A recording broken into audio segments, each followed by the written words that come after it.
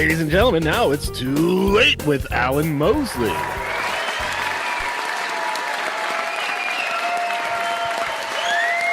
Yeah. Good evening. And welcome back for another exciting It's Too Late community live stream. How about this? This is the last stream before next week's live event. Can you believe it? It's only a week away. Oh. Can you believe it, you guys? Just a week. No, it kind of crept up on me. Wow. Yeah. I feel like that's the most veiled panic I've ever heard. Yeah, a little bit. You all right, Dave? Is everything going all right? Things are going. Okay. Things are going. All right. But you know, like if anything's happening, you can talk to me. No, I'll keep it inside. Yeah, just I'm good. just back it all in with everything else. Mm-hmm. Are we even live anymore? I don't know. I bumped something and then Yeah. it says we are. Not so easy. I don't know. People are talking in chat. Maybe people just come into this chat and just hang out and talk even when we're not here. They can do that. It's always Yeah. open, at least on Twitch. Yeah, no, they can totally do that. So anyway, man, this happens every year, by the way, where when the live event is like right around the corner, you know. Yeah. Hold on. For some reason we're not going out on Twitter anymore. And I don't know why that is. Yeah, cuz you know about you. Yeah, because we're everywhere else. Well, so many people are on X now. Now I have to like redo everything, you know. Like basically there's a video on X that's the 3-minute countdown and then that's it. Yeah. Yep. So if you need a 3-minute timer because you got like something in the microwave, then you have that now. Yeah, I'll hit you a link to because you didn't have like a better way of doing that, you know. Mm-hmm. Yeah, but we're back now, so that's neat. Now the people, now I feel bad because hold on, I need like shared. Well, yeah, I mean partly, but it's really just for that one, like, you know, that one platform. Because apparently everywhere else is still just rolling along as if nothing had happened, you know.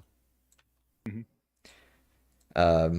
Now I feel bad. No, I feel bad now because yeah, like I shared a link and then people were sharing it, and so now it's like, hey, can you share it again? It's like, no, go away. Yeah. I see you're wearing your B. Arthur shirt. It looks like. Yeah, I like this. Beautiful. Yeah, so now I did my link sharing again, but just added the line this time for real though onto the end. Yeah. So that maybe that way they'll forgive me, you know, for being a pest. They'll get it. Yeah, you know, it's fine.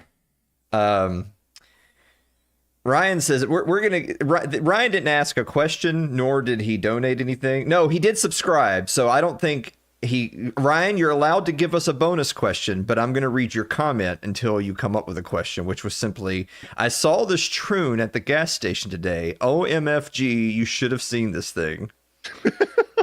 Thanks, Ryan, for the sub. That's great. Yeah, no, I'm sorry I missed it.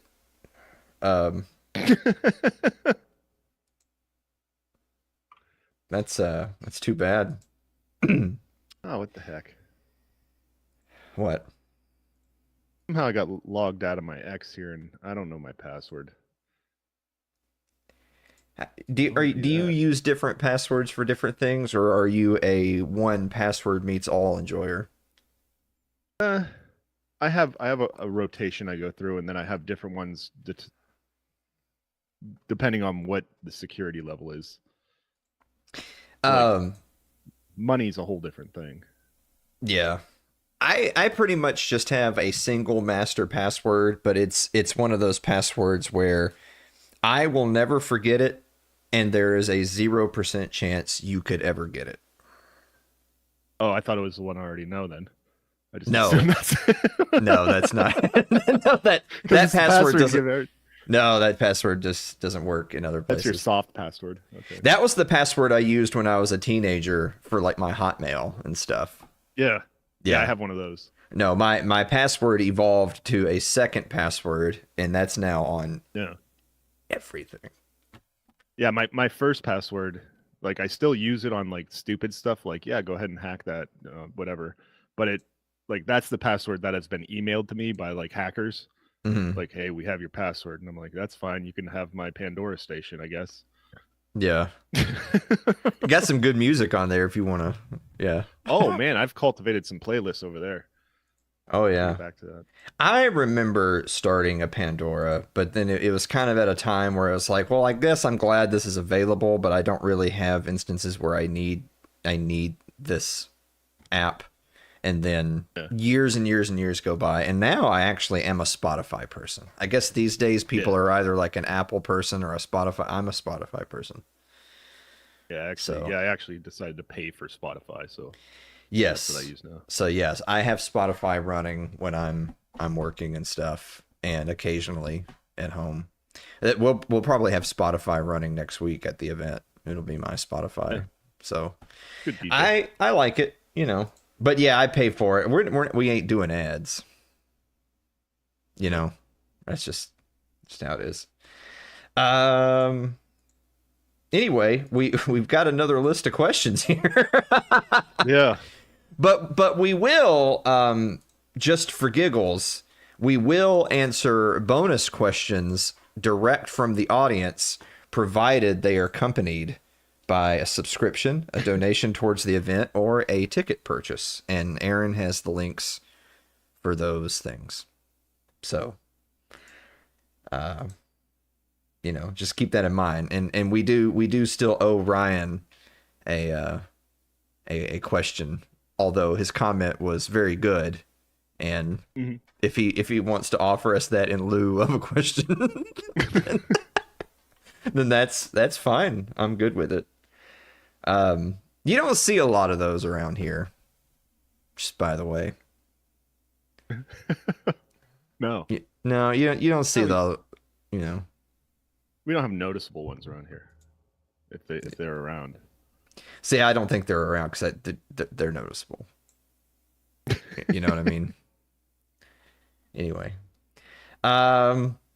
so this week we ChatGPT is trying to get a little fancy on us and make our question lists like accessible for a podcast, and it's trying to categorize them in like a, you know, like a Conversational way. yeah, like a starting off at the top, you know, kind of get the ball rolling, and then it gets into, you know, a little bit more personal, and then it gets like really deep, and then it ends up with a little fun. So I was like, wow, ChatGPT actually is learning.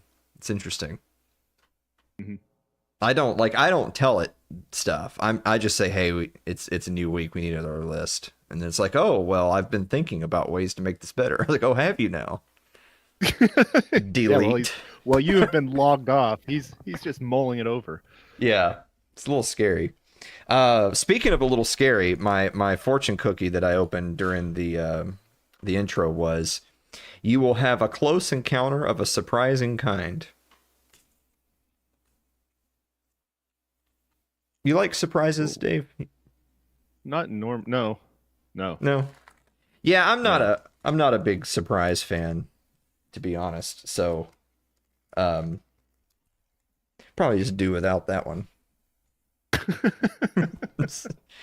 Ryan says, "Dear Alan and Dave, is it a hate crime to push a?"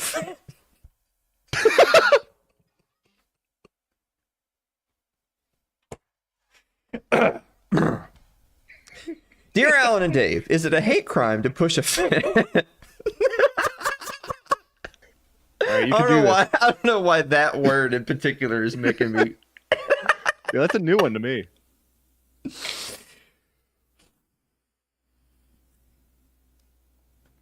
Dear Alan and Dave, is it a hate crime to push a fat troon into the Little Debbie stand at the gas station, or just like simple assault, like you just pay a fine?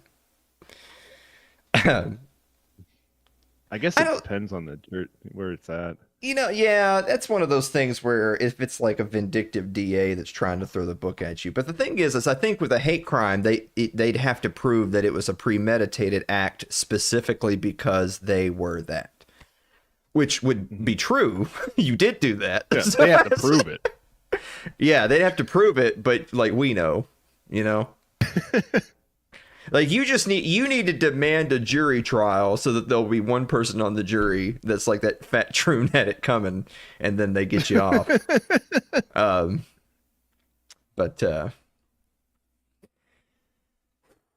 right, well, Okay. Loch Ness Monster Tree Fitty. Hey, we'll see Gary next week as well. Oh, yeah. fun. So Like Gary gets a free question. Should he choose to do that? Yeah, we'll just keep spamming that in chat so that new people see what's going on. All right. It's time for the warm-up round. Questions 1 through 8. Light, weird, and playful to get the conversation flowing. Question number 1. What's your go-to I'm not cooking tonight meal? Oh, that's a good question. Yeah. All right, so you don't feel like doing a big whole dinner thing, Dave. What are you doing? Oh, we're having nuggies. Straight out of the freezer. Yeah, nuggies. If I'm feeling a little extra, I might throw some steam some broccoli up. It's weird because when I'm not cooking, I'm still cooking a little. Okay. Yeah. I mean, you know, I think that's fair because the thing is that, oh wow, Ellie. Well, she gets a question. That's the thing is that, you know, when you say I'm not cooking tonight, to me, if you're just heating something or if it's a meal that's already in the refrigerator, that doesn't really count as cooking. Like just because you're in the kitchen, that doesn't. Cooking is like you actually took chicken and cut it out, like fresh chicken and cut it out and fried. That's cooking. So okay, that's fair. I said, you know, I used like when I was in college and stuff, it was just a bowl of cereal. You just get a big bowl of cereal. Oh, you're done, you know? Yeah. Nowadays, okay, so old is bowl of cereal. More recent is like a can of soup or a can of the chili mac. And if it's going to be like, as in you're brown bagging something, I get the chicken lo mein from the Asian place that gives me the really cryptic fortune cookies that I don't like anymore. I used to like them. Gary says, "Dear Alan and Dave, the fundraising stream has actually started to backfire. It's working so good that we're getting so many questions that we're going to be here all night. So sorry, Dave. Dear Alan and Dave, do you think the Titans have a decent chance to win their division this year? No, last place tied with the Jags. How about the Bills? Wow. Bills are going to be first place in their division. Their division is doo-doo butter. Oh, yeah, division. Right? The Bills, this is the thing, Dave, is that you know that the Bills will never actually win at all, which is just, you know, it's just a fact of life you have to live with. But the Bills are now in the place that the Patriots were for like 2 decades, which is you're the only good team and everybody else sucks. And so it's just, wee, you know. Yeah. So on the one hand, you get a whole bunch of free trips to the playoffs. On the other hand, feel free to win one. Yeah. You know, we got an extended season every year. It's nice. Yeah. Well, a couple extra games. A couple, huh? Anyway, D3 says actually mine is Chinese food. Yeah. We should have done done one of these. I was actually no, let me take that back. I was going to say we should have done one of these question nights where we do the three-way screen and add D3, but some of these questions weren't D3 appropriate, I don't think. Yeah, so, they take a little more life experience. Lyle says the Saints are going to load up on Ben Gay and take it this year. Yeah, the Saints drafted a quarterback that's like older than you, Dave. So they're that's old. Yeah, the Saints are doing it. Shit.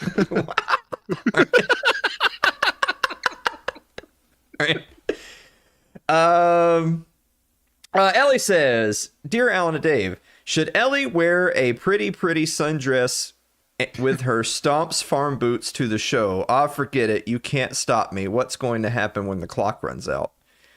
That's Oh, a the clock's dead. yeah. Okay. Uh, that's a lot of that's a loaded Yeah. question. So first of all, feel free. The weather's going to be great.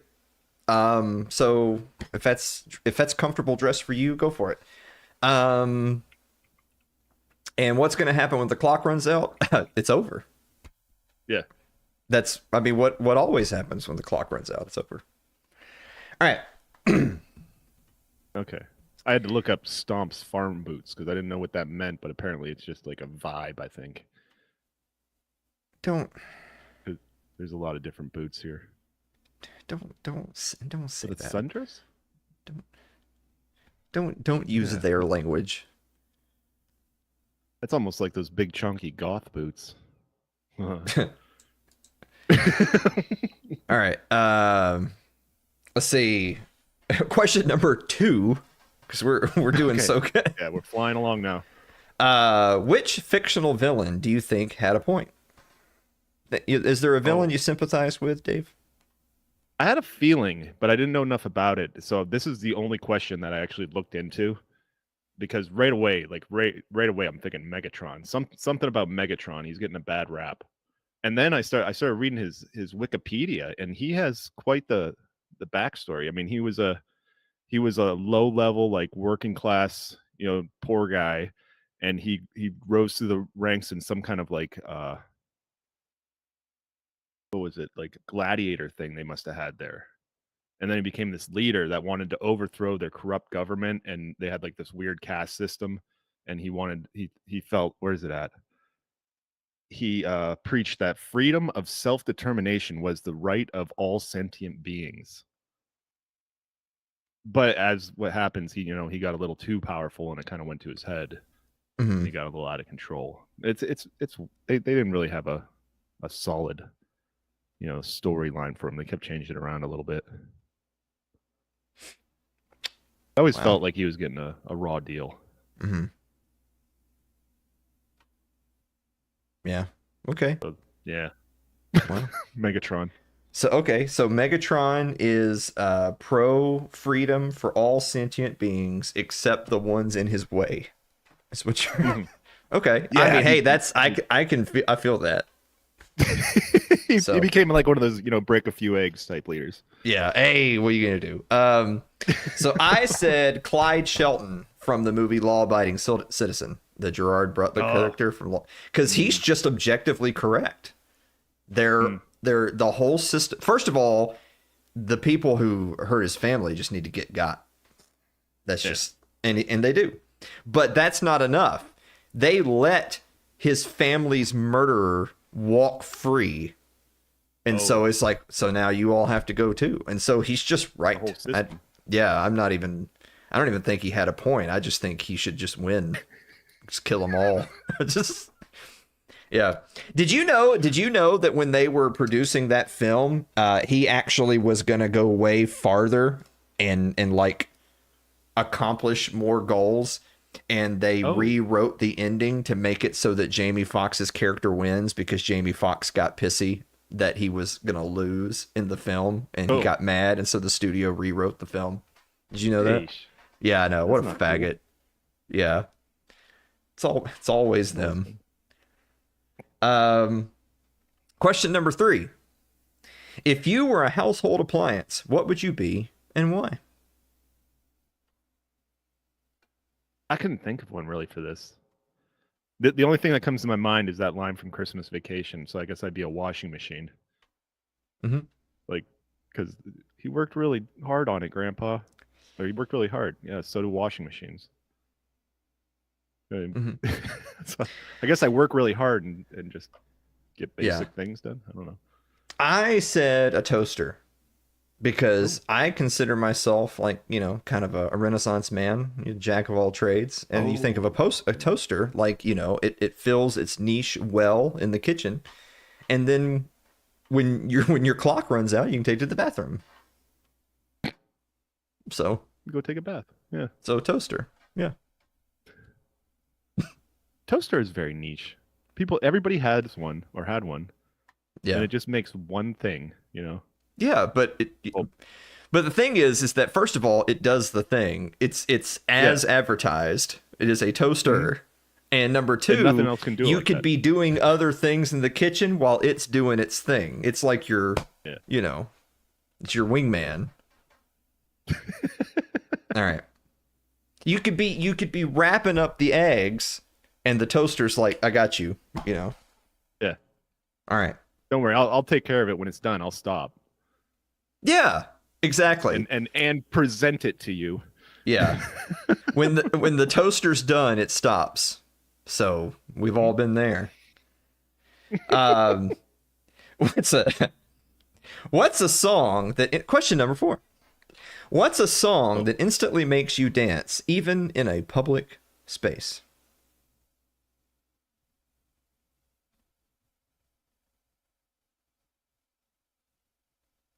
I was gonna I say don't. anything by Pitbull, but I don't know. Wow. Yeah. You know what? Don't come next week. It's. I was gonna bring my playlist. Oh no. We're gonna be on my spot. You're not putting. Don't you dare like any songs on my Spotify. I swear to Christ, I'll delete my account and start over.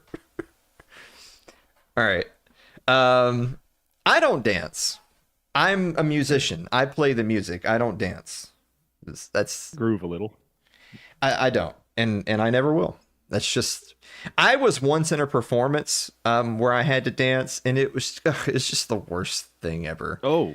It was the day that I knew that if dance is one of the things that you have to do to be like a famous performer, like you have to do, you have to be in art, you have to be in music, you have to be able to dance. Like if you have to be that to be like in Hollywood, I was like, I guess I'm not gonna be because No. I hated it. Stare. I had, you know what? I was in a Christmas show type thing, and I had to dance with this chick. And I don't mean like in the background. I mean like we're the main The characters. lead dancer, like Yeah. out there. Yeah. Jesus. It's one of those things where it makes you wonder, like, if y'all knew that one of the scenes in this performance is the guy dances with the girl, then maybe y'all shouldn't have cast me as the guy when I said I don't dance, I hit people. Don't touch me. And don't move in close proximity to me. I consider it a threat. I didn't do that, but. And the girl was younger than me. It's a whole. You know, when you're younger and a girl's like a year or two younger, you're like, ugh, you know. Yeah. So anyway, it was a whole thing. I don't know. That's a weird place for me to still have trauma like 20 years later, but. It made me dance. They did make me dance. I was fine with the singing and the acting and all that horse shit. I didn't want to dance. It's gay. All right. Is there a donation amount that will make Alan sing? You're coming to the live event, so you're covered. I mean, not as in I'm gonna sing now, but as in I'll sing there. I usually do karaoke. Yeah, I'll sing like in real time, not over the internet. Question number 5. What's the dumbest thing you believed as a kid? That anything is possible if you work hard and believe in yourself. This is right? Isn't that the dumbest shit you've ever heard? I'm living proof that that's not true. Tried really hard. I know. I really believed in this, you know? All right. So anyway, Dave, what's the dumbest thing you believed as a kid? I don't even. I might have mentioned this before, because it's a cousin Joey thing. You know, he was the older, wiser, boy, and we were hanging out, and I remember I can picture us walking from we're just in his yard, walking across his yard or something, and his dad was making us do stuff, and I said something about like, doesn't he know about the child labor laws or something? And he said, "What are you talking about? That's about kids having babies." And like how to handle that, and I didn't believe it that deep, and I didn't believe it that long, but I was like, is that really about kids having babies? And it just made you question yourself. Yeah. But for some reason that one stuck with me, and my memory, like I don't have a lot Yeah. the past stored. You But only that have one's in like there 17 things, and for yeah, some and reason that's one of them is that. Well, that's cool. That's cool. Do y'all want to just do karaoke at the venue? I could see it happening. I could see that. I'll talk to Blake. I mean, Blake will be fine with it. I don't know. Lyle it's more of an gets a intimate question. setting. If Lyle is still here, nice. Lyle gets to ask a question or just make a comment like Ryan. But that I feel like Be right on Ryan's the air. anecdote is still kind of breathing in the room. You know what I mean? I don't know. If you're just now getting to the stream, you pretty much already missed the peak. The best part. Yeah. Question number 6. What totally normal thing freaks you out? Oh, freaks you out. Can't stand it. Oh, God.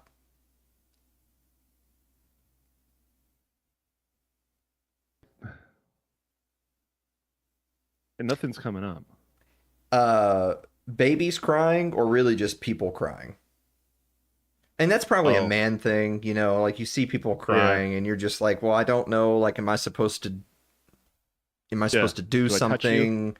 Yeah, exactly. Yeah, they're there, you know, they just, I don't know. I'll agree with that one. Yeah. Because we want to fix it. And am I supposed to fix it? Can I fix it? Do they want me to fix it? What's going on here? Yeah, I'm in the weird. I'm in the weird zone of I try to help, but they don't want your help, and so now you're hurting, or I'm supposed to help, but then I don't, or you just don't get involved. Just Now you're the jerk. just look the other way. Just keep Run away. walking. Yeah. Just run away. Yes. Your fight or flight response is triggered. Yeah. All right. So, question number 7. What food would you gladly eat every day for the rest of your life if nutrition didn't matter? Easy. Cheeseburgers, man. And they are nutritious. So it's fine. Yeah. They have all the major food groups right there. It's Yeah. delicious. A week from tomorrow, you're going to eat a nutritious burger. Mm-hmm. That's how you sell it. All right. I will too. Banana pudding.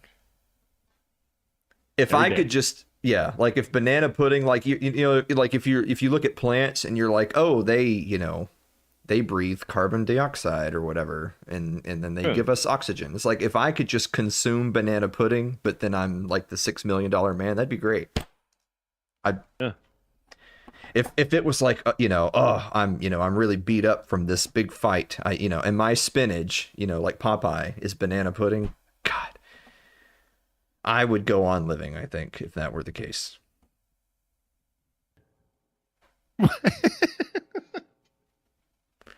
All right. Make everything worth it. Yeah, it would. Should we have banana pudding next week at the event? I don't know. We haven't really. We're basically down to a week away, and we haven't discussed anything. Yeah. So No, we haven't. no, this year's gonna be bad. All right. Anyway, question number 8: which everyday task do you irrationally hate?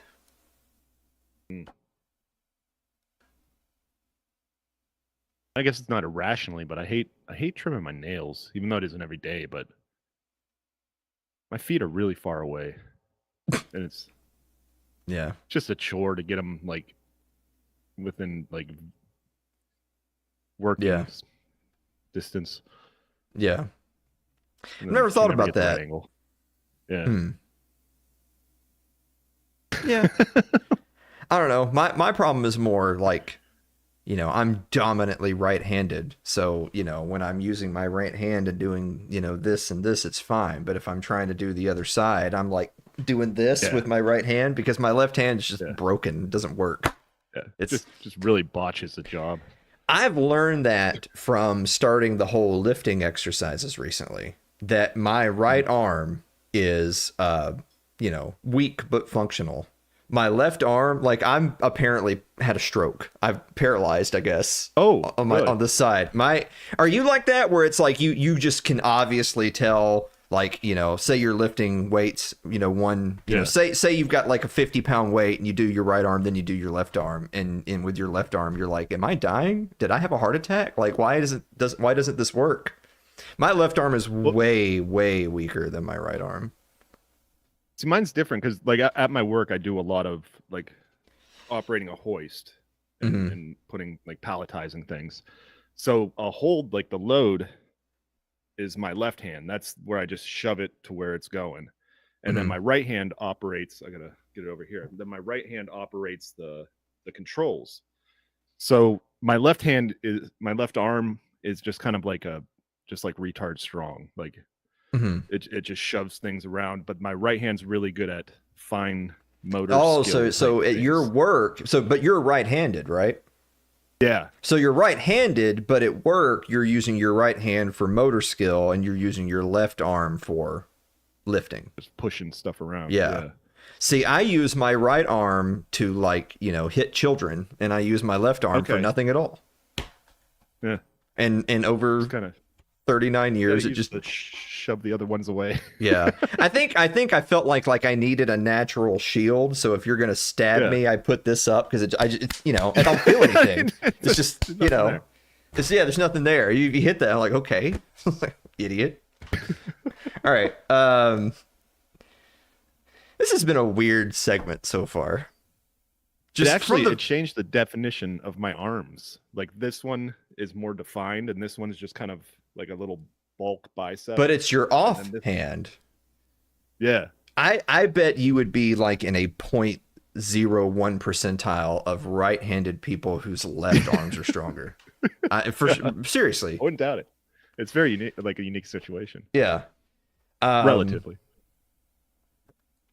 All right. Questions 9 through 18 are the get deeper category. Here we go. Getting to know each other. This is for personal, nostalgic, and emotionally revealing. Jesus. Yeah, All right. right. Number 9. What's the most rebellious thing you've ever done? Ugh. I was very like contrarian in high school. Like anything that was popular, I was against. You know. Mhm. So, and it was a little personal. There was this.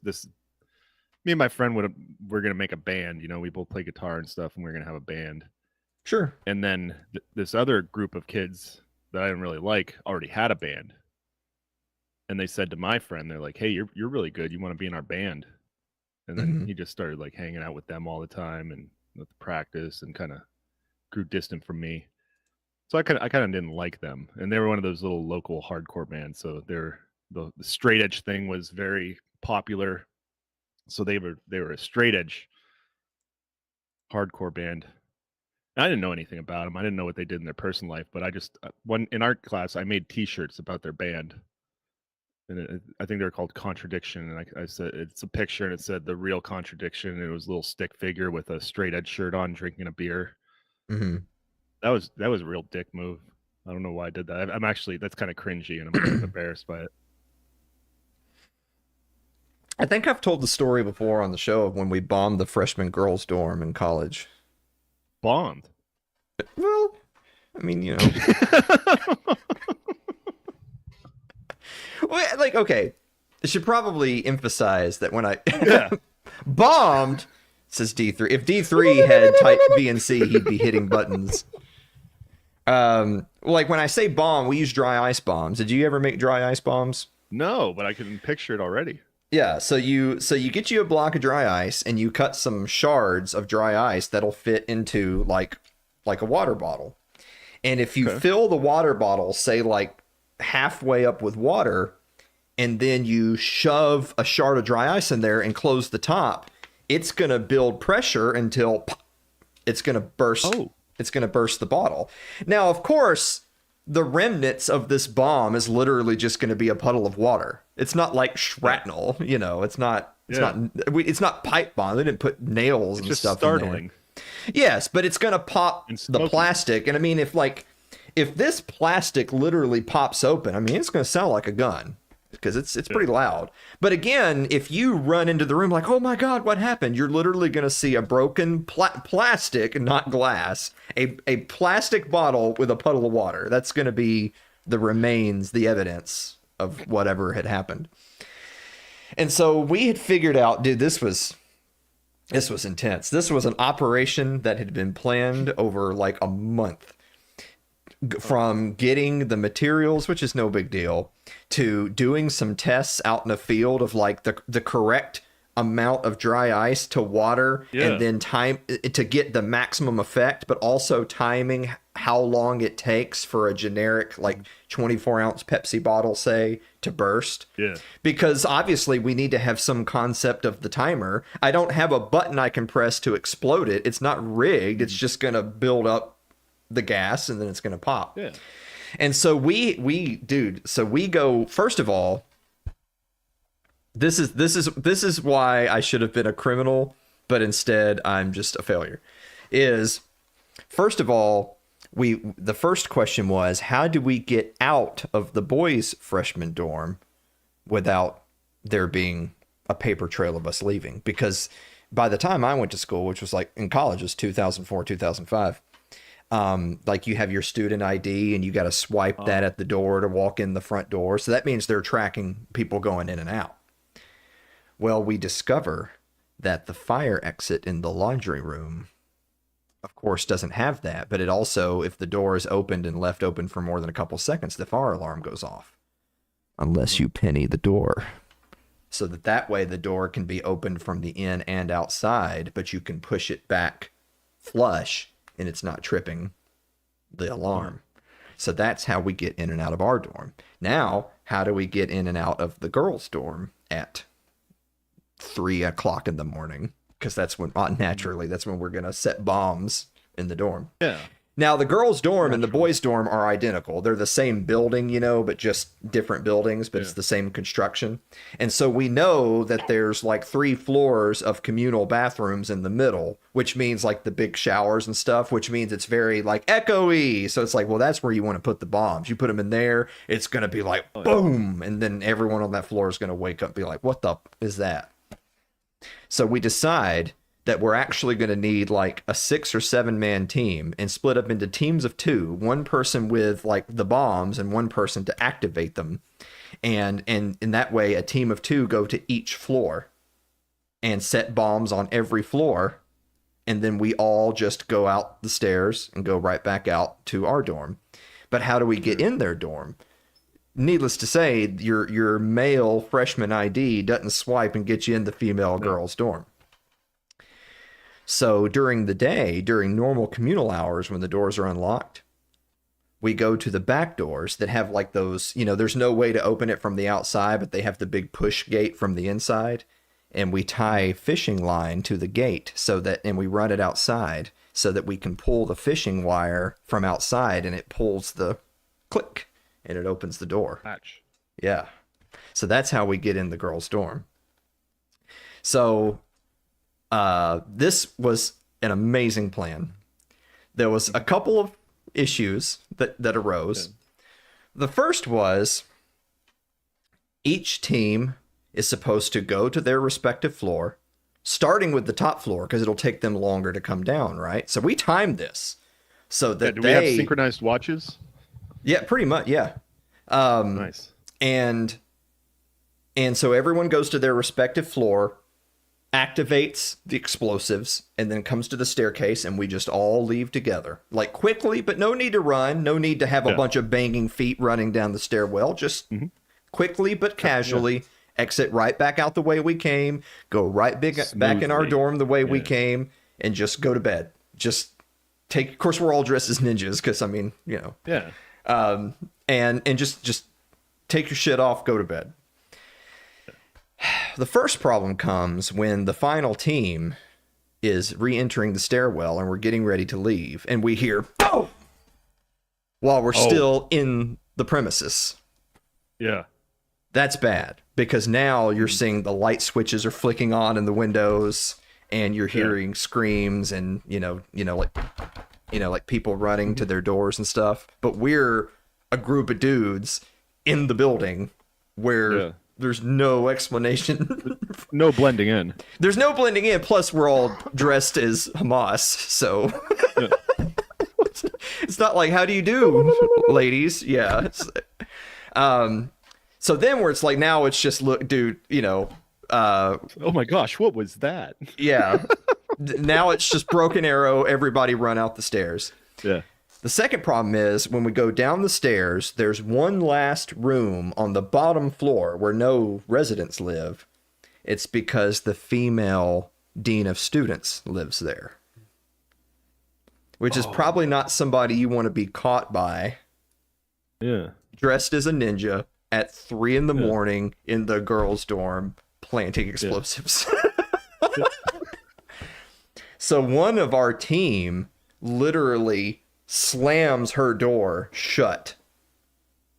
And so like she's cannot get out of her room because there's a big dude who's blocked her door until everyone gets out of the stairwell. That'd be terrifying. Yeah. You hear bombs going off. Someone's holding your door shut. Yeah. Like a dude your size, like boom, slams her door. Barricaded in. Yeah. It wasn't, we didn't think about this until after that. Like if she was going through the door and he hit it, like she could get hurt. Like, yeah. So anyway, so we all run back out the way we came. We fly to the fire escape. We go back in the fire escape. We go up into our rooms. We go to bed. We never speak of this again. It is awesome. Long story short, I could do it. I was made for this. Right? Yeah. Other than our faulty explosives going off early. Well, you're gonna have some snafus. The plan was pretty amazing, I thought. They had no paper trail of a group of dudes entering or exiting their own dorm because we went through the fire door. Removed the penny, went to bed. None of us ever got questioned, because no lead. Because what do they have? They have a bunch of broken water bottles with a puddle of water in each bathroom. Yeah. So there you go. Hey, D3, bring me a can of water. Yeah. I see you're in the chat. I'm parched. Yeah. Me and my friend used to do that but we'd use aluminum foil and drain cleaner. You ever do that? No. But that's a little more corrosive than the dry ice. Same situation. So anyway, number 10. What's something you've done that you hope no one ever finds out? Probably number 9. Yeah, it was probably that. Yeah, that was it. Even though it's not illegal or harmful, that probably was illegal and harmful. Yeah. It sounds. At a bare minimum, it was emotionally distressing, which was the point. I empathized straight away, and I'm like, this is terrifying. Yeah, no, that was illegal, probably. I mean, So I guess my answer doesn't count.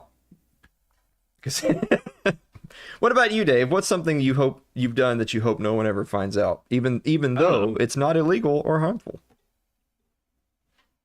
Well, if I hope nobody found out, I'm probably not going to say it on the stream. Yeah, but that's what makes the stream great. Yeah. I'm going to be honest with you, Dave. We've raised like $300 already. No kidding. So I think you should answer the question. Yeah, no kidding, actually, for real. So one time, I think it was like middle school, I drew this cartoon. It was during the Iraq War. And I drew this little cartoon. And it was Saddam Hussein standing on like a pile of rubble, and it said something about something, but at least I saved face or something. It was topical. I don't know what it was about. Yeah. And I showed it to like the teacher, somebody, and they like, oh, we're gonna put this in the school, newspaper thing. This is funny. We're gonna put that in there. It's nice. And they did. And at least one person did find out, like almost immediately. He's like, hey, I saw the magazine that comic was in that you just copied. And I'm like, I don't know what you're talking about. I guess, we both had the same genius idea at the same time and drew it exactly the same, I guess. Because, I'd copied it. Mm-hmm. Which ain't cool, because I was creative. I used to write some funny stories and stuff. Well, I don't think that the issue isn't that you sketched it, because you're perfectly allowed to do that. I think the issue comes that somebody saw it and was like, "Ooh, I like that," and now you're confronted with either saying, "Oh, thank you, I copied it," or Yeah, yeah, well, thank you very much. This is my yeah. original work. I'm Yeah, pretty proud of it. yeah. Well, see, I This I could be can in a relate. national magazine. I can relate to that because as a musician, if you're playing anything, whether it's a whole song or just a lick, if somebody comes along, particularly of the female variety and not the ones who are suffering from PTSD from your terrorist attacks, and they say, "Oh, I really like that you played right there. What is that?"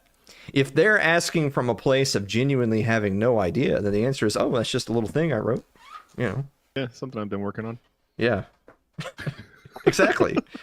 Hey, we've all done it. So Coincidence happen, you know? yeah, exactly. Look, music's been around for so long. You can't. There's no original thoughts. Yeah. Really, All right. Dave Matthews has the same song. Yeah.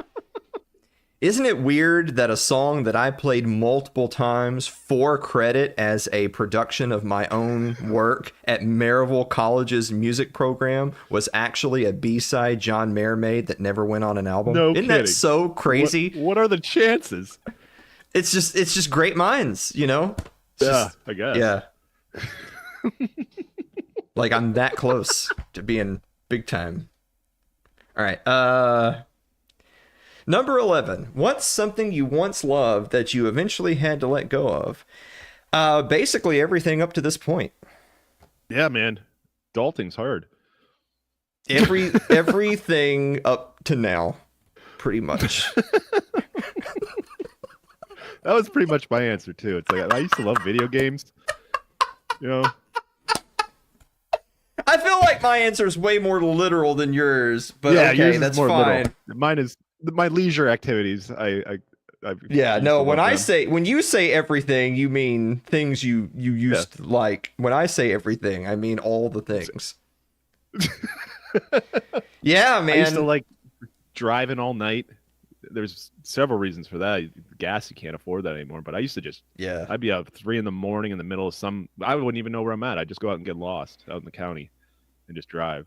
Oh, you know me. I'm by nature a night owl, and I've had to just set that aside because, Oh yeah, when we first started like chatting, yeah. you were hanging out with me on third shift. Yeah. And yeah, but I reached a point where I could no longer handle the 5 a.m. existential crises, and so I had to start going to bed. Those are rough.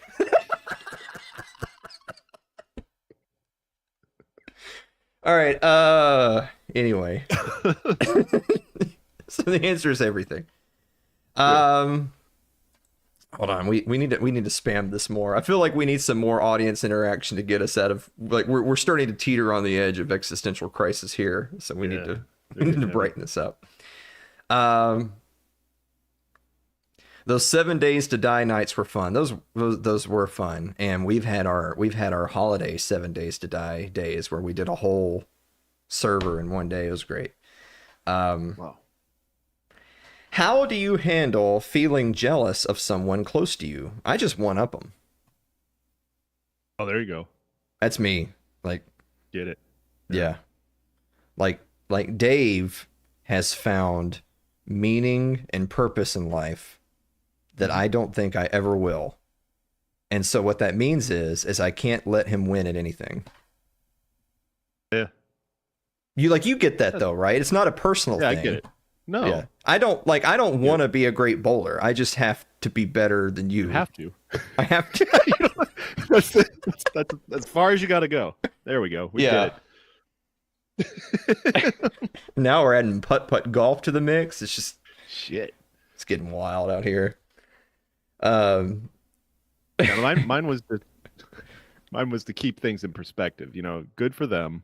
They're doing good, and for yourself, things could be worse. They could definitely be worse. You're doing all right. Mm. You sure about that? Yeah. Yeah, I don't. Yeah, I mean, there. I feel like that's. I feel like if we were more serious people, we would say something along the lines of that's a sign of maturity and growth. That instead of Mhm. feeling threatened when someone else Yeah, has a be good happy for thing, you just you yeah be you're close just with them. you're happy for them, and you realize that you're seeking different things. So, you know. Anyway, all right. Mm. No, I just one up them. Yeah, that's I fine. try to make them feel like they're worth less, Oh, and that makes bring me them down. feel good. Yeah. Yeah. Hmm. I was about to say something like, well, that makes, it's driving you to be better, but it's not about that. No, I got to It's bring about them dragging. down. Yeah. Okay. Well, it's I mean, it can only go one of two ways, and so Yeah. me being better sounds like, let's be honest, sounds like a lot, Yeah, but hurting others, that's easy. I'm so good at it. All right. You put that in the file. Um, Question number 13. What's something you're proud of that nobody ever sees? uh, I didn't even think of that. Oh, yeah, geez. I knew you would. I knew Thank you'd get you. it. I Yeah. literally just have in my notes laugh. Yeah. Yeah. Yeah. Oh no. Um, Dave, what's something you're proud of that nobody ever sees? I don't know. I'm always. I mean, people see it to a level, but I try to always be just productive. Even if I'm just moving around the house, I'll be like, that doesn't belong there, and I'll pick it up and then deposit it where it belongs, at least in the area. So I feel like I'm always trying to move everything in a positive direction around here because we got a lot of people Mm-hmm. just dropping things places. Mm-hmm. I don't think you'd notice it because it's not enough to really make a noticeable difference. But if I didn't, it might. Mm-hmm. One of those things like where your boss never notices you when you're doing your job right. Mm-hmm. They only Yeah. notice when you're screwing something up. Mm-hmm. Yep. Yep. Lyle says my big heart because Lyle actually Oh, has an enlarged heart and oh yeah. he's Sheesh. dying. Yeah. Nobody sees that No. Well, the doctors have except his seen it. cardiologist. Yeah, Yeah. it's no good. It's not. Doctors noticed. Yeah. Well, I'm glad somebody did. Jesus. All right. um, I actually put, like my musical talent. One of the other things I failed at before failing at podcasting, and relationships and business and um, keeping all of my appendages the same length. Yeah. Is like I'm good enough at music to know that I'm not good enough at music to do it. And that's pretty good though. I think I'm pretty good. I mean, I'm definitely in the top 1%, but like being in the top 1% of baseball just means you're absolute fucking trash compared to actual professionals, Yeah. because most people aren't good. So like for me to say I'm like in the top 1% of music means that out of 99 out of 100 people in the room, I'm better than 99 people. But the people who Yeah. are like multi-million dollar professionals are like, what a fucking loser, there's I remember a buddy of mine who himself is an amazing guitarist, way better guitar player than me, had once said to me, and this was when I was just starting the jazz stuff. I was still more into like kind of the pop rocky type stuff, but I was getting into jazz. And I was kind of like, man, I should just do jazz because I suck and I can't play. And he said, Alan, you don't suck. You're not a bad musician. You're a really good musician. It's just you're comparing yourselves to great musicians. Yeah. And so when you're only comparing yourself to Josh Allen, then you realize I'll never be the quarterback of the Buffalo Bills, But if you compare yourself to like, D3, then you realize you're the best quarterback in the family. Yeah. Yeah. So there you go. I did that when I was lifting because if you work out, like actually lift weights on a steady basis for like a few months, you can easily get into like the top 10% of the world because nobody exercises. Mhm. I mean, there's cultures where you have to exercise to eat, but that ain't most of them anymore. Yeah.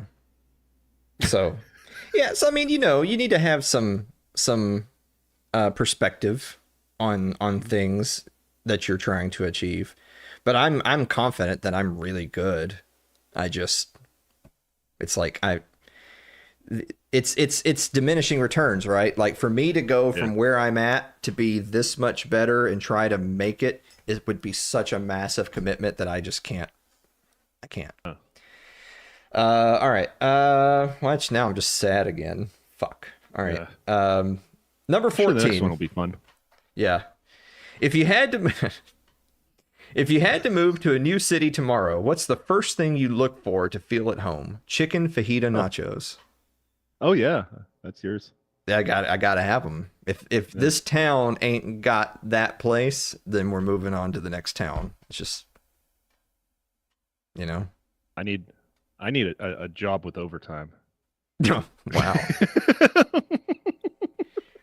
Notice, ladies and gentlemen, that Dave's first instinctual reaction wasn't to find a job that just paid him more so that 40 hours equals X. No, he wanted a job. He wanted a job. Cross my mind. No, he wants a job with overtime. There's actually two parts to the equation: the money, but also the time. Yeah. Yeah. If you're not at work, what are you doing? Right? All right. Just earn more money. My gosh, that's brilliant. Yeah. You just Mary, come quick. All right, number 15. We're not doing as good tonight as we've done in recent weeks. I don't know. Maybe it's because of the bonus. Yeah. I actually want more bonus questions. Yeah. Number 15. What's a personal flaw you secretly appreciate about yourself? A flaw that I appreciate about myself? I think. What's a personal flaw you secretly appreciate about yourself? Oh. Okay, I remember coming across that one. Is it a flaw, like, to not be, like, I don't know how to, like, not, like, prideful, It's like, if I don't know what I'm doing, I'm pretty open about it. Like, a lot of people, like, kind of just fake it and be like, oh, yeah, I get it. I know what you're talking about. And I'll just be like, I have no idea how to do that. I don't know what you're talking about. No, that's the opposite of pride. That's being humble, and that's not a flaw. Yeah, that's what I'm saying. Yeah. Okay. So you're just using this as an opportunity to point out how good you are, and that you don't have how humble I am. But that's not a flaw, though. That's the opposite of the flaw. Okay. Yeah. Flaw. God, geez, I guess I don't have any. Well, imagine that. Ladies and gentlemen, there goes my humility again. Yeah. You really had me in the first half. A personal flaw you secretly appreciate about yourself. My ego. Because to do certain things, you have to have a certain level of ego. Like, to go out on stage and perform in front of 1,000 people, you have to have a certain it factor. Like, you can't... That confidence that comes with it. Yeah, you can't go out there and piss yourself or, stammer or shake. You gotta... If you are the kind of person that is predisposed to that just physically washing over you when you're going to be in the spotlight, you gotta figure out a way to shake that out before you walk out on that stage. I've never had that problem. You'll be shocked to learn. I've always thought I'm so much better than everyone else here that I can go right out there on that stage. Lucky to be here. Yeah. What's the saying? I was great. You all had a good time. Yeah. I mean, even at a relatively early age, like mid-teen and on, when I was getting into performing and stuff, that's like, if we're getting ready to do a show and the director comes backstage, like, hey, it's like a packed house tonight, you guys. It's like, I don't give a fuck. You want it to be less packed? Let me go out there and deliver the intro. But I mean, I don't mean it in a mean way. Like, because there's a difference. Like, there's a difference. Everyone has ego. It's just a matter of what size is your ego. And we've also know that, like, brashness and arrogance and confidence there's a thin line that separates those two. Because generally speaking, when you think of someone as arrogant, the implication is not that they're good and they know it. It's that they're not as good as they think they are, and they should shut up. But having a big ego, it's kind of like the, athlete who talks trash, but he backs it up. You just can't hate them the same way, or you hate them in a different way, right? When they can back it up. And so if I can go out in front of a crowd of thousands of people, and I know what I'm here for, and I know I've got it, I'm not intimidated by the situation. There's basically no moment you can put me in where I'm going to freeze. There's nothing that can possibly happen that's going to make me choke up or forget my lines or miss a note or be scared to deliver the speech or whatever. I don't give a maybe that's just part of being a psychopath, is that just maybe I don't know, because like we hypothesize that, like, all the elites, the politicians, the Hollywood people, that they're all psychopaths, that I have that now I don't fuck kids. Important distinction. That's probably what's keeping you from getting ahead. Yeah, right. This is why I'm here doing this fucking stream, is that I just won't fuck those kids. But otherwise I have the same psychopathic tendencies of it. But it comes in handy though, right? Like, I'm saying it's a flaw. That is the question. Maybe my ego is a teensy bit too big, but I can use it. I employ it. I think Kanye said something like that. He's like, it's just a pity that I'll never get to see myself perform live. Wow. Yeah. I don't know. I don't even remember my performances, because I just zonk out. Maybe I actually stroked out at all my shows and people are just being really nice. Yeah, they don't tell you. Yeah, you collapsed right away. Like right away. Yeah, they came out and just dropped. Wow, what, crazy. I've gotten this far and no one's told me. Wow. All right. Number 16. When was the last time you truly surprised yourself? Dave, what's the last time you truly surprised yourself? Oh,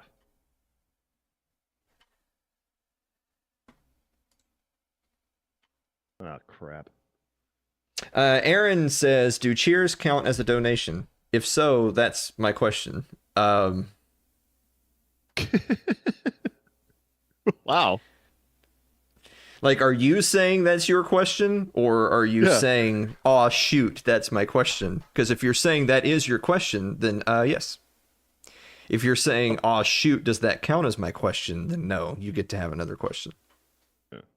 Ryan got to have a comment and a question, so we'll let you have a second attempt. I couldn't think of anything big. The last time me and David went out and threw the football around was actually just a few weeks ago. Like, I was nailing it. It was crazy. Mm-hmm. Like, perfect spirals, right on the target. Mm-hmm. Yeah, 35-yard out route, huh? Oh, I was ready for it.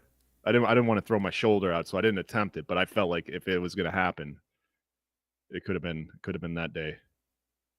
Ryan says, now Alan has to beat Dave at being humble. I'll fucking do it. Yeah. I'm a psychopath, so I can just totally transform my entire persona to be that for a day. It's easy. This entire character that I've played on your screens for almost 8 years is just a manifestation of what I think you want to see in here. People who have actually met me in real life think about that. Yeah. Yeah. Starts to make you wonder, like, what is the real Alan? God, you get to the point where you just don't even know anymore. Yeah. I feel like I do that a little bit. Like, I'm not this personable and outgoing and trying to be funny and clever. Oh, you don't even sound the same in person, dude. I told you that. Yeah, Yeah, I don't know what it is. it's wild. I don't even know how I'm Um, doing it. mine is my recent whole health kick. Like, I've done it before. It's not like I haven't done it before. People who came I to can our tell live you're event a few surprised. years ago would be like, Alan lost like 50 pounds between events. It's really weird. But then I gained like 30 of it back because I just, Yeah, you missed that part. yeah, got tired. And now I just do it again. But now it's like going on. It's been a good few weeks now. So like I've passed the threshold of it. It wasn't a flash in the pan. Like a flash in the pan would have been a week or two. Now when you Yeah. get to like 3 weeks to a month, it's like I guess I just work Becoming a out now. routine.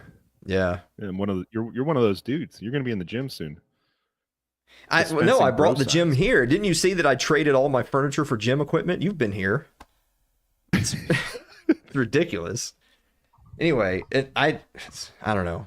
I'm just having a third midlife crisis. I already had two. Wow. This is another one. Yeah. Um, Number 17. What's your emotional kryptonite? Something that always hits you hard. Oh, like I'm gonna give you that. Here, Alan. Here's my weakness. No, jeez. I know there's something. I'm trying to think of a movie, like a scene that get me Mhm. misty. That's a good one to think. Yeah. What's Yeah. what's a movie scene or a type of scenario that always gets you? Give me a minute.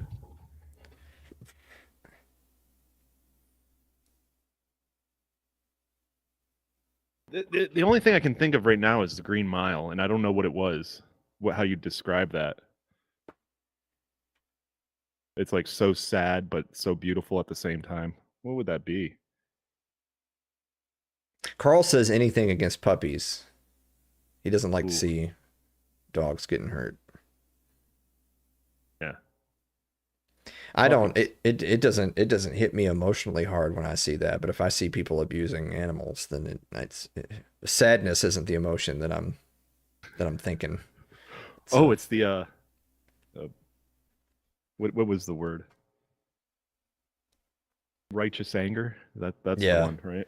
yeah. I was talking to Mike Meharry about this because they're big Orthodox Christians and they all pick like their saint, you know. And so there's all these different saints and you pick your like whatever your saint's going to be. I don't know if they call it patron saint. I think that might be a Catholic thing. But you have a saint, you pick a saint, and this is the saint that you identify with because of something to do with their story resonates with you. And he was telling me about his saint, and his wife Cynthia was telling me about her saint, and this is why she really feels drawn to it. And then I was like, which one is the one for righteous fury? And they're like, oh yeah, you probably just do Michael then. Just go ahead and just go ahead and stick with what you know. Yeah. Yeah. So anyway, I mean I always like the self-sacrifice, like the Yeah. defending to the last man despite impossible odds. I mean I like there's the clip on YouTube of Tolkien reading the Ride of the Rohirrim from Lord of the Rings: Return of the King. It is Tolkien himself reading that chapter, and yeah, because that's to me that's the best one because it's like we're gonna ride in there, outnumbered like 10-1, and we're all gonna die, but we're gonna do it because it's the right thing to do, and fuck them. That's why. Yeah. Yeah. Number 18. Have you ever outgrown a friendship? What made you realize it? Dave, I feel like we've outgrown. It's time for us to, What made you realize that? I don't know, today. Yeah. Just everything.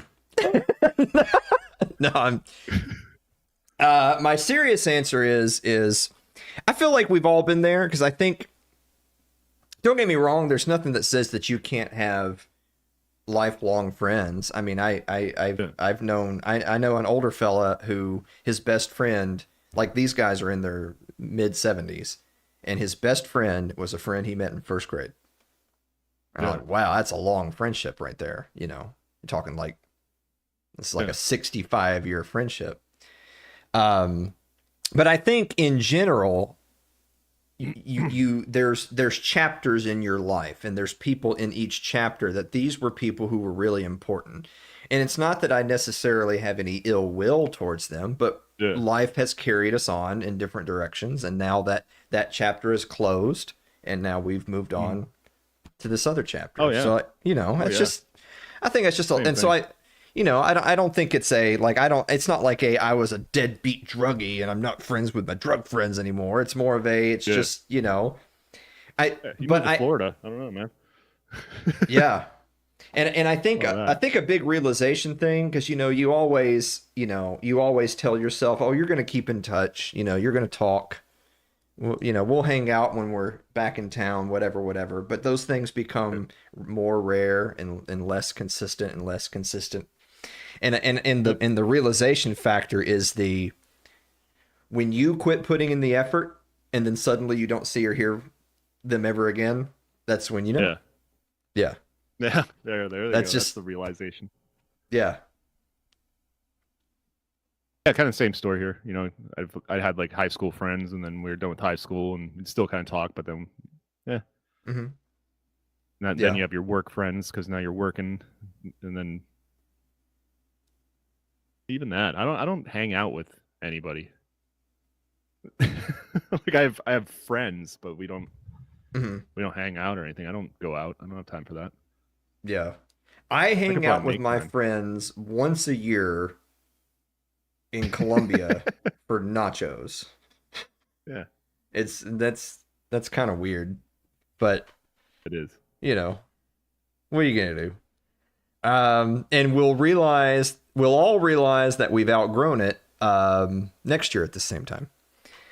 Uh, all right, we're getting to the philosophical zone. Questions 19 through 26: society, ethics, identity, and the meaning of it all. The This meaning is of it all. Finally, yeah. We're gonna have to speed up or something. This is um flare through a couple. Ryan says, with our group, nobody puts in effort, but here we still are. Yeah, Ryan, I haven't put in any effort at all.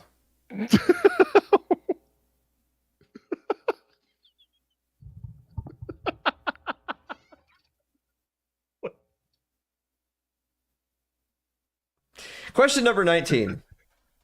Is is freedom more about having is freedom more about having choices or having control? Control's an illusion, man. Ooh. Yeah, Yeah. you can choose what you want to do, but you're not in control. I don't know who is. No, well, being a Christian, you think somebody is, but a lot of free will. I don't know. Yeah, I put choices. I think that Yeah, I mean, because I feel like having more choices gives you the best, because it's one of those things where there is no benchmark at which you say, this point and down is, you know, freedom, and this point and up is freedom. It's more that just yeah, you maximize the amount of choices, and that gives you the maximum amount of freedom over your life. But I do tend to agree, and we arrive at the same conclusion, being totally different theologically. You're a religious person, Mhm. and you say, "No, we ain't got no control, man." And I'm not a religious person, and I say, "No, we ain't got no control, man." We're like that bell curve of we're on either Yeah, ends, but we're both meeting at the same conclusion. I like ITL. Yeah, I keep that on my phone. Just think, in 5 years, when we don't see or talk to each other anymore, I'll have this picture on my phone that says Dave Soy Jack, I like ITL, and I'll wonder, what the Yeah. fuck is this? What does this even mean? What was I doing? What's ITL? Um Question number 20. Can people really change, or do they just learn to mask their behavior better? Hmm. I think it's mostly masking, but I think you can change a little bit. But you know, uh, psychological conditioning, I think, can change you. I think it's wrong to say that people can't change. I know that there's people who Yeah. will say that, like, anecdotally, they'll say, person does this, it's bad. They work to change, then they relapse and do bad thing again. And everyone says, oh, there you go. People don't change. It's like, well, I don't think that that's really fair, because I think there's plenty of people who do, in fact, change. And so Yeah. we have test cases that people do change. But I think for normal people, they can change. I think for psychotic people, they learn to mask it. Ask me how I know. Um, question number 21. What responsibility do you think people have to their community, if any? Don't be a douchebag. Mm-hmm. Don't cause trouble. Don't be a nuisance, and don't make it ugly. I think that's like I got to bring the questions back up just so I have the wording. I I think that people Responsibility? have an Yeah. enormous responsibility to their community to make it into what they want it to be. Mm-hmm.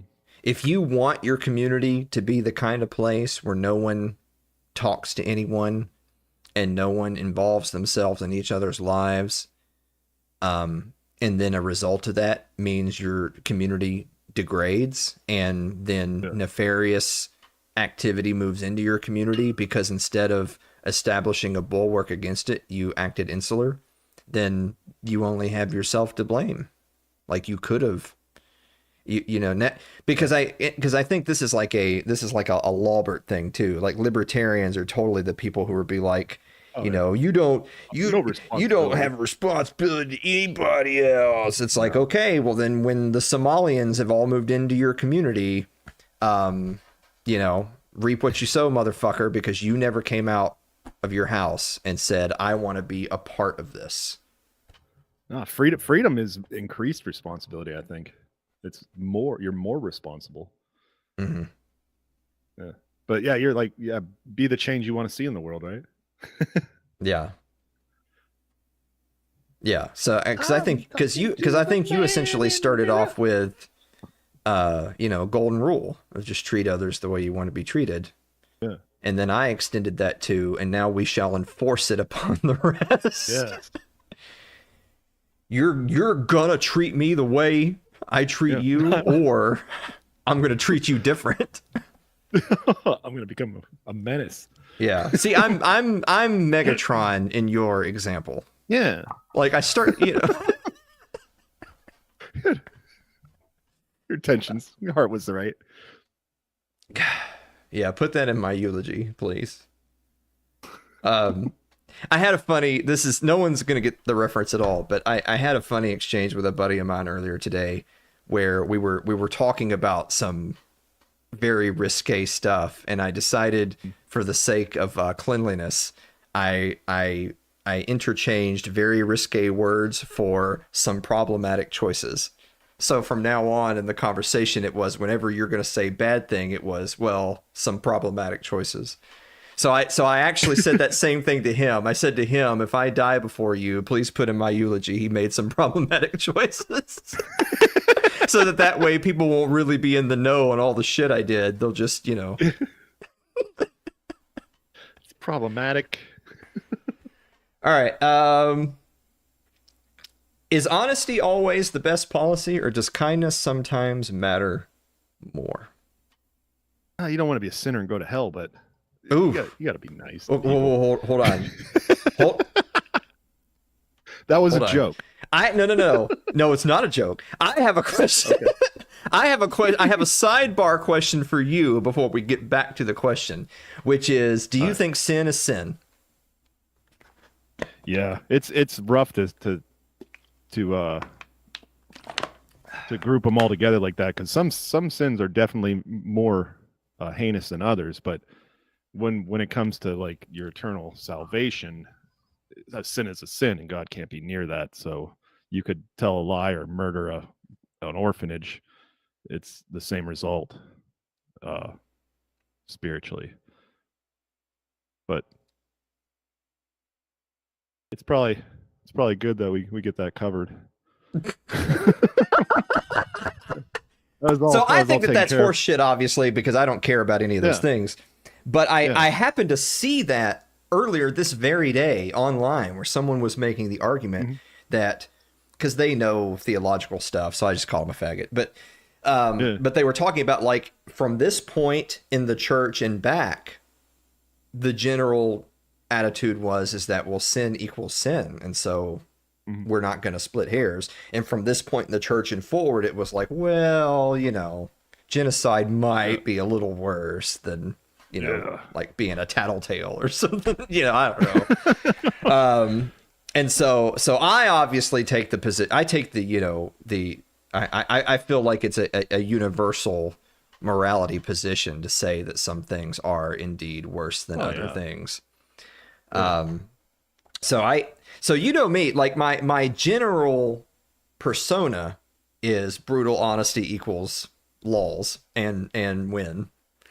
I'm a very honest person. I abhor dishonesty. However, funny enough, there was also a reference to this, because basically we're talking about either the white lie or perhaps the lie by omission. So everyone knows what a little white lie is, but I actually want to talk about the lie of omission. I was watching this show recently where the topic came up that if there's an elderly character who is near the end of life and they're kind of having their, like, deathbed confessional type thing, you know what I'm saying? If put yourself in those shoes, you're on your deathbed, you're very near the end of your life, and let's say you've been keeping a deep, dark secret this whole time that would devastate your loved ones. Do you tell them? Now, the reason why this is a tough question is that, so for one, telling them equals honesty equals good. You're being honest. Also, it's if you don't tell them, then you die, and then they never hear the truth. And then you might think that, well, it would be sad for them to never know the truth of whatever this great and terrible thing is. Yeah. On the other hand, if you had, like, let's say you just broke your life into early, middle, and end. If you didn't tell your secret in the early because you were selfish or cruel or whatever your reasoning was, or you were just self-preservation, right? You're not going to tell the secret because you're thinking about yourself, not about others. And then you also didn't tell people in the middle, same reasons. You're worried about what their reactions are going to be rather than worrying about you keeping the truth from them. But now you're at the end of your life, and you know that if you tell them the secret and then roll over and die, it's a cop-out. You no longer have to live with the ramifications, but they do, because you just dropped this truth bomb on them and then noped out of the universe. Yeah. So if you haven't told them the deep, dark secret your whole life, do you tell them at the end because it's your last chance, or do you not tell them because it would only hurt them and then you just go away? This is a tough question. If I kept the secret that long, I'd probably just continue keeping it. I don't know. So you're going to tell God that, look, I've kept the secret this long.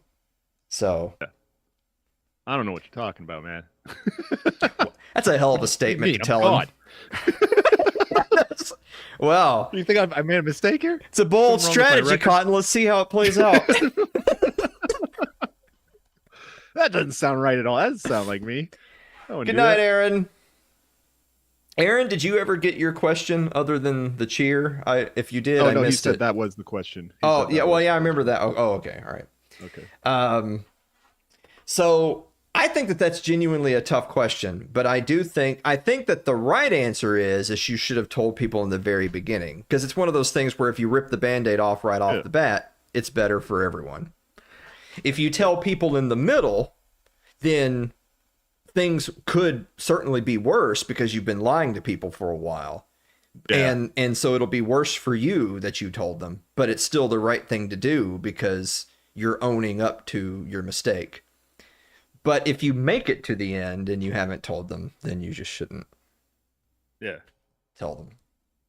But see, now we're playing the whole like moral relativism game. That's a slippery slope. So, you know. Anyway, question number 23. What does it mean to leave a legacy? And do you care about that? I don't know. I think the only legacy I'll be leaving is my lineage, my kids. You know, and I do obviously care about that. I want them to be good people and be like, hey, Mhm. you guys made some good kids. That's one of my favorite things is that like people like my bosses or some family friends, Mary's family and stuff, and they say to my dad, it's like you did a good job. Like he's a good kid, good guy. Mhm. That makes me happy that I reflect that upon him. Mhm. And he's always like, I don't know. They were typical 80s parents, We were just Mhm. we're living in the streets. Yeah. Um well, the first question, what does it mean to leave a legacy? I think legacy is not something legacy isn't about being remembered. It's your mark on the world. It's a forward Yeah. thing, not a back thing. Memory, your memory, your remembrance is people thinking fondly of you. Your legacy Yeah. is the world in which they live without you. Still the same thing, yeah. Um, and do you care about that? Whew. Are you worried about how you're going to leave the world? Not one goddamn bit. I have main character syndrome, so I'm pretty sure that when I die, Oh, all this stops. it shuts down, lights go down. Yeah. So you Credits believe roll. yourself to be someone that was born the year you were born with the feelings and emotions and memories therein. No, But actually, yeah. you were created on September 27th, 1985. And you'll clock out September 27th, 2025. It's wild. Maybe they'll run you back, though, for someone else's story. Yeah. Like they'll be like, we need a sequel or something. Yeah, we need another guy from Erie. Let's plug in this Dave. We're starting a new season of the Earth. Yeah. I do care about it, but I'm not in a place where I'm actively like seeking it. Like, like that's not on my to-do list right now.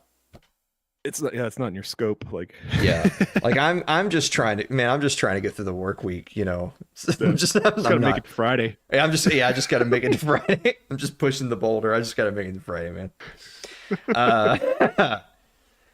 Let's see. Question number 24. Does having more information make us wiser or more anxious? I think I know your stance on this because you were pretty direct about it. What was it, last week or the week before? The more information thing. More information equals better. Yeah. Well, so my answer to this was because the question says, does having more information make us wiser or more anxious? I don't think having more information makes you wiser. I think it makes you more intelligent. Being informed doesn't make you wiser. Yeah. Intelligent, yes. Wiser, not necessarily, but anxious, probably. Yes. Yes. In fact, if anything, I think if you're wiser, then having more intelligence does not equate higher anxiety. But if you have low wisdom and high intelligence, then you're me, and you're just freaking the fuck out. Just Yeah. Not really. I actually consider myself to be fairly wise overall. I think it's important to distinguish intelligence and wisdom, and not just like in a Dungeons and Dragons sense, but in a very real world sense. Yeah, you can be wise and ignorant, Yeah, I mean, well, like people usually give the analogy of like, the old farmer who knows the ways of the world and can give you advice on how to raise a family, how to how to how interact with to people and how to handle emotional events and trauma in your life. That's wisdom because it's an experience versus intelligence is just he just went to ag school and knows pH uh, levels. You know, you can know things. But I do think that being, you know, having it's kind of like the modern internet age, right? It's like when you've got all the information in the world at your fingertips, then what happens? You doom scroll, right? You're just like, well, let me get a quick recap of what's going on in the world. Oh, India and Pakistan are about to start a nuclear war. That's cool. You know, neat. What neat. am I going to do with that information? Let me file that away under another way that my family can be incinerated. You know. Yeah. So I have suffered from that in my life, and I have known people who have suffered from that. That they just the way that they process information is to file it into their well, this is something else to be concerned about. And Yeah. you either become that person who it doesn't, you know, it's not that you don't care, you know, it's just that you just file things where they go. Like this is something out of my control versus this is something I have a choice about, you know? Yeah. Well, I don't like. Usually, I avoid information. I think because Mary's like the opposite. Anytime we're concerned, like we might be having another baby, she's like, "Let's go test." And I'm like, "Right now? You want to do this right now? You want to find out right now?" Or like I got the results back from my little not Mm-hmm. colonoscopy thing, and I actually Mm-hmm. got the results Sunday night. Like the company sent me the results and said, "Hey, your results are here. You can check it out." And I'm like, "I ain't looking at that. I'll have my doctor call me and tell me what's on there because I might read it weird. I might not understand it. It's probably better if I just don't look at it." I think I called it when I didn't want to do it at all. I think I told my doctor I called it Schrodinger's polyp. Like as long as I don't observe it, it's not there. Mm-hmm. But the Yeah. moment that you test for it, then the reality collapses into one or the other. And Mm-hmm. if you don't Yeah. observe it, it's just sitting in a state of flux. Yeah. Louis C.K. said that about people who weigh themselves every morning in the bathroom. It's like, what are you going to do with that Oh, information? are you gonna change your life? Yeah, I remember that one. No, you're just gonna be mad at yourself and depressed and you know. A bonus question from Ryan: are you polyp free? Uh, they said so, and they said it looked like it was like a 99%, 99.9% accuracy rating, and they say Mm-hmm. we'll see you in 3 years. You're cool. So that was a big weight off my shoulder. I like that There you go. reality. Question number 25. Do you think morality is universal or shaped entirely by culture? Culture would like to shape it, but I think it's universal. Yeah, I actually put in my answer bar universal. Get fucked out group fags. Yeah. I actually Yeah, yeah. what can I say? Yeah. I do think morality is universal. And Yeah. I leave on a scale of 1 to or 0 to 100 where 0 is none and 100 is I'm completely flexible. I am a 0. I leave no room for other people's and their cultural understandings. Okay, but you wrong though. That's a Yeah. I'm Megatron. It's like, look, we're going to do the golden rule now and you violated it. oh shit, he's gonna do the golden rule. No. Yeah, and you didn't obey the golden rule, and so obviously, you know, Yeah. Now I have to do unto you. Why do you make me do this? yeah, that's hey, you know. Question number 26 is the last one in this category. Is it true? Is it possible to truly know another person? I don't know if it's possible, but it's if it is, it's rare. I feel like you don't get much closer than me and Mary, and I know I don't really know her how Care. she knows herself. Okay, I was about to It's say, like careful, Dave. no, because everybody has a different picture of you, I think, and you're a different person to everybody because maybe because you act different around that person, or they just interpret your actions in a different way, and they also just decided some points in their time with you that this is the type of person you are, and then they mold your actions into that person. I don't think many people really know what's really going on in someone's head. Um, I think it's definitely possible to truly know another person, and I guess I would say that it's rare, but I don't think it's rare as in like 1 in a billion or anything. Like Mm, I don't know. I totally get what you're saying, and I totally get that. Like, the identity of self is can change depending on perception equals reality. yeah. Um, but I think that when you ask the question of like, do I truly know this person? I think it really comes down to it's what you've perceived, and then the only Mhm. other way you can know them is them offering you all of their internal monologue freely, and you believing that they've given you all of it, not just you know the parts And they want you to truthfully, know. without So censoring. I would be willing to bet that by that definition you truly know Mary, because I would be shocked if you guys don't already perceive each other with 100% Correctly. accuracy, Yeah. but then also B, if you went to her after the stream and said, "Do I know you completely, or has there ever been anything in here that you've never shared with me and you never would?" I would be shocked that she would say that, "Yes, I'm holding on to some things and you just can't have them because you don't know me." I'd be shocked if she said that. Yeah. Shocked. I do think that it is possible, but I do admit that it is rare, because I think even amongst really close friends, there's just parts of your life that you just don't share because you're not partners. It's just not necessary, Hmm. you know. Yeah. And then perhaps even with a life partner, it's like, well, it kind of goes back to our question from earlier about the honesty thing and the holding on to a secret. It's that, if do you believe that if your partner, and I'm not saying they do, but if your partner had that deep dark secret, do you feel confident that they've already told you? Or do you think that they're the kind of person who's holding on to it? Because the fact that you would even have doubt already has introduced, Mhm. a problem. I don't think either of Yeah. you have a deep, dark secret that you're holding from the world, but I'm saying, do you Yeah. think that you're the kind of person who would? Well, I don't, because I've already told them. Mhm. I don't know if anyone has ever known me at that level, because I can think of things that I've thought and done or whatever that I've That not convey. shared with Yeah. anyone. And so they could not have possibly known me 100%.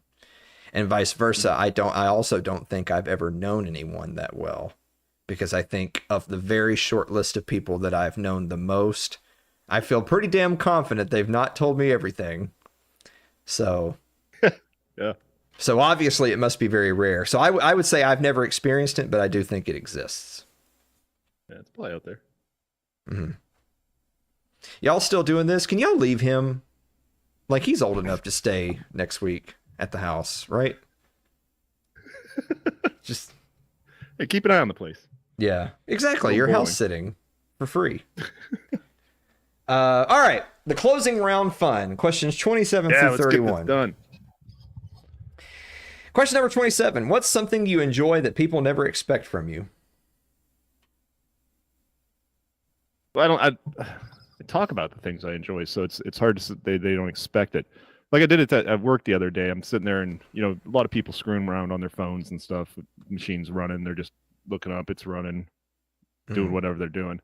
So I'm sitting there doing that, and this guy rolls up, and I'm like, "Hey, I just made blackjack. I'm teaching myself Python. I just picked a new computer language, and I decided to use my ass time at work to learn a computer language and write programs." Mm-hmm. And he looked pretty shocked, and he's like, "What the hell are you doing here? Why aren't you programming?" And I'm like, "Because I feel like I'd hate it then." But Mm-hmm. they probably just think I'm. Well, a lot of times I am just playing solitaire, but I'm actually being kind of not productive. I don't know. Mm-hmm. improving You're myself. broadening your horizons. Yeah. Yeah, People are like, what the hell are you talking about? it kind of reminds me of my musical journey because I like when I was first like performing, I was basically like trying to be John Mayer, and that's how people knew me. So then when I got into jazz, people had been like, "What the hell is this? I didn't know you were into that." And I was like, "Well, I'm into lots of different music. I just never like explored it, you know, like musically." Publicly. But now I've been doing that for so long that if you've met me in the last 16 years, you'd be like, "Oh, I You're didn't the know you jazz guy. played." Yeah, you're the jazz guy. I didn't know you played pop music. I'm like, well, you haven't been here the whole time. Um, so there you go. I think that's a You know, sufficient. with that programming thing, this world knows that I wouldn't be surprised Mm-hmm. because I create all this crazy stuff and everything. But like my normal everyday people who know me in real life don't know Mm-hmm. anything about my hobbies. Mm-hmm. Yeah. I have different worlds. Yeah. I mean, like, I think most people that know me would think there's no way this guy watches this show called Mushoku Tensei. But actually, I do watch Mushoku Tensei, and it's kind of it's broken my brain, you know? Like I'm in it now. I'm committed at this point. Um I hooked another one now. Okay. I'm now up to 2 people. Oh. That are like they're in it now. And I'm like, ha, got them. All right. Yeah, I'm thinking the only reason I didn't look into it is I wouldn't know how to spell that. I don't even know where to. Oh, don't worry. I'll send you a link. It's great. It's. I swear to God, all the stuff I've told you, don't forget it. Don't even worry about it. Yeah, it's great. Number 28. You can erase one modern trend from existence. What are you deleting? The destruction of vocabulary. There's no moods. There's no vibes. There's no bruhs. None of this crap. Quit talking like fucking Zoomer retards. The language is beautiful. Language is one of the biggest triumphs of anarchism. There's no academy of language over millennia that determined this is how we communicate. And yet, peoples all over the world have all learned to communicate in their own communities and in their own geographic areas, and now globally. And there's no governing body for how we talk, and yet we do. And so language is a beautiful thing. Language should be treated with respect. And it's one thing to minimize and shorten things for internet vernacular. Don't bring that into this space. I would strongly suggest to young people especially that being able to speak and being able to write are incredibly important talents. And I don't just mean you graduated elementary school so you know how to form a basic sentence and say 4-letter words.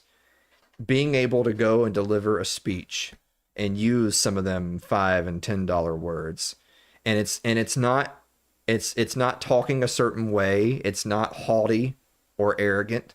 It's impressive. You just know when someone speaks if they have gravitas or not. And a big part of that isn't just like, body language, although it is important. A big part of it is how you speak. So don't leave your internet vernacular on the screen. When you're in person, speak like men. I know what I'd get rid of is people putting their face on videos that are perfectly fine to watch without them on there and pointing. Yes. I hate that shit. Yes. Good night, Ryan. That's terrible. Yeah. I don't want to see you. Yeah. I don't want to hear that stupid laugh track. Yeah, Carl said, go back to teaching Latin in the 8th grade instead of Ebonics. So they kids in grade school should absolutely be familiar with Greek and Latin and be able to and be able to read and write. The history of words, sorry.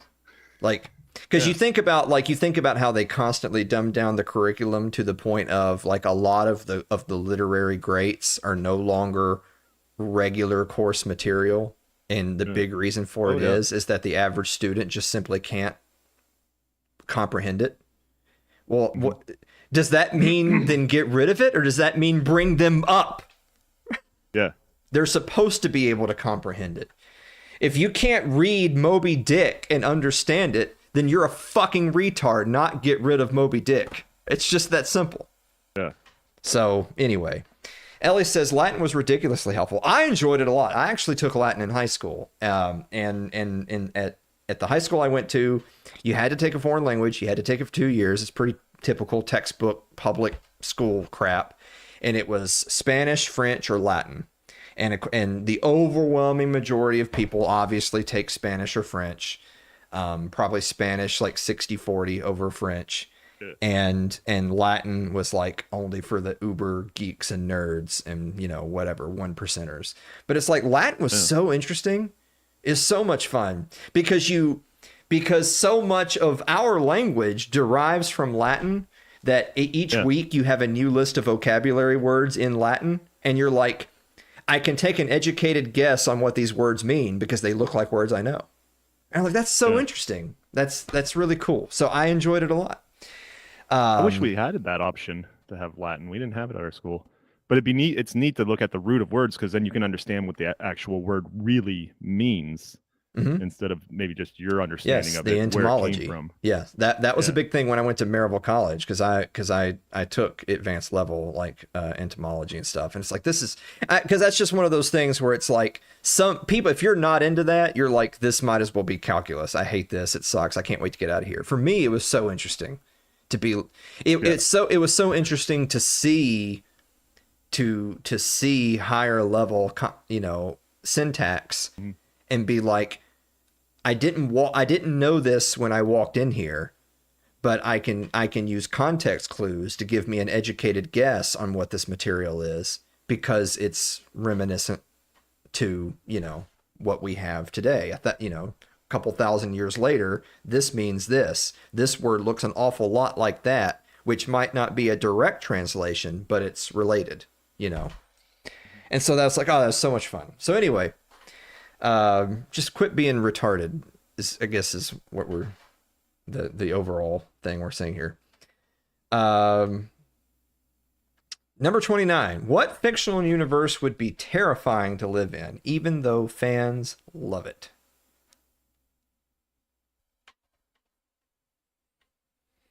Say probably most of them.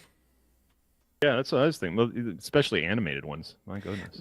Probably anything with superpowers, because you think it would be cool to live in a world with superpowers, but also we live in a world where there could be a mass shooter at your grocery store, and that's really first of all, that doesn't actually happen that much, but that's scary. But imagine if it's same scenario, but the guy can just walk in there and light everyone on fire with his mind. That's terrorist attacks get really spicy in a world with superpowers. Yeah. So I would anything with monsters. Yeah, because everyone thinks that they're going to go to the fantasy world and they'll be a hero. No, you're just going to be just Bob, and then you're going to get You're the NPC in Grand Theft Auto. You're not. You're not the main character. Yeah. All right. Question number 30. If animals ran society, which species would be in charge, and which one would be the rebellious underground? I didn't really have a good one for the rebellious underground, but I had an obvious one for who's in charge. Who's in charge? It's fucking cats, dude. Cats dude, my cat. I was thinking cats for both of them. Yeah. Because it's a fucking psyop. That's what it is. See, I could decide. See, the layman would say that if cats are in charge, the dogs are the underground. But dogs are just pleasers. So they wouldn't. Yeah. They just once the cats are in charge, the dogs are just along for the ride. They wouldn't. Yeah. It's just cats. The cats would just start to war with each other until they nuke their civilization out of existence, and then another animal gets to take a turn. Yeah, man. Dude, cats. That's like cats run Wild. the internet. Yeah, exactly. And people love them. They would. All right, finally, question number 31. It's, It's great that we agree on that one. yeah. If you could restart life from childhood with all your current memories, would you do it? And what would you do differently the second time around? Oh my God. So in this show, Mushoku Tensei, this is amazing. I didn't plan this, by the way. This was the question that GPT gave us. Is so in this show, this guy dies and he's reincarnated, right? Like there's like religions and stuff here that believe in reincarnation, but in his story, he knows everything. Like I don't mean like he has the an apple from the tree or whatever. I mean he remembers his life. So when he's reincarnated, he's not just getting to do life over from baby as a baby. He lived like for 34 years and he still has his exact 34-year-old brain with all of his knowledge and experiences and whatever, but he just got born. Yeah. Would you do that? I was talking to Mary about it, and like I think we've answered questions like this before because I'd be afraid that I'd mess something up and my life wouldn't end up the way, even the benefits I could bring along, I wouldn't end up where I am now. But I think if I were to like kind of run this course and like be done with this and then okay, get to do something different next time, I think I would, and I think I might be a bit of a menace. Wow. Yeah. That's I don't know. Imagine just rolling through high school and just being so confident, like adult confidence. yeah. Yeah, you just be me. Yeah. Dude. I've never got to live that life. Yeah. It's wild until you hit the wall, let me tell you. It's an absolute circus until until all the chickens come home to roost. When it's over, dude.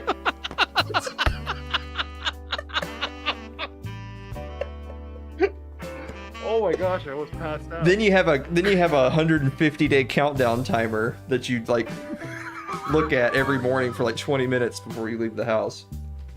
You just sit there like that, like, Yeah. oh shit, I'm gonna be late. Sometimes I'm late because I just sit like this for a long time. Yeah.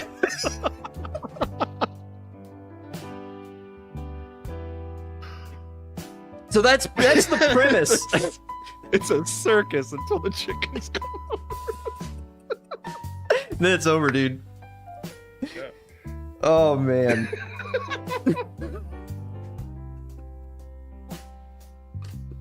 All right. So the premise of this whole show that I've been binging is that the main character dies, is reincarnated, but they have all of their old memories.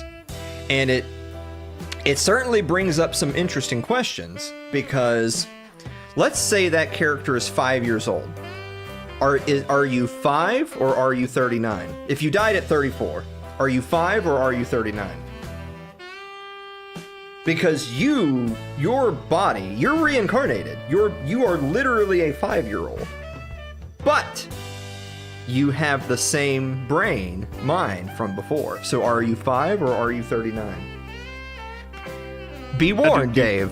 The answer to this question is going to seriously paint events going forward. I wonder if your hormones drive you to do the bad things, because that's where this question's going. So would you just be a Well, I mean, you're going to that have doesn't care hormones about because you're going to be you're living life over. Yeah, when you get there, that's going to be a problem. So remember earlier when we were talking about Deep Dark Secret? Yeah. Would we you went through tell this. people who you really were? Yeah, that would be difficult. It's either tell or don't. It's either tell or don't. And if you go a long time without telling people, Yeah, there's no going back. because people are going to then think back to their experiences with you. Wait a minute. What were you doing there? Oh, you know what you were fucking doing there. It's I enjoy the hell of this show. I'm not even embarrassed about it anymore. I had to process it for a while, and now I've arrived at the place where I'm like, fuck it, I would be him. I'd do it. I'd do it all. I don't give a fuck.